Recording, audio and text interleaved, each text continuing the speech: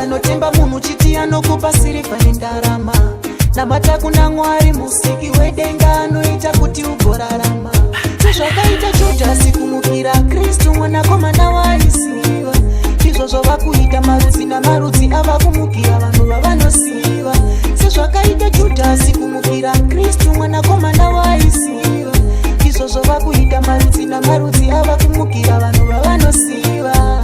Paunoita dambudziko kamuturira, anoruma achifuridzira, anouya nemazuni akakora maproblems achikuchidzira. Kutamba ndega zviri nani, zviri nani. Kutamba ndega zviri nani, zviri nani, hapana anondikumbura. Sezvakaita Judhasi kumukira Kristu mwanakomana waisiva, ndizvo zvava kuita marudzi namarudzi ava kumukira vanhu vavanosiva. Sezvakaita Judhasi kumukira Kristu mwanakomana waisiva, ndizvo zvava kuita marudzi namarudzi ava kumukira vanhu vavanosiva.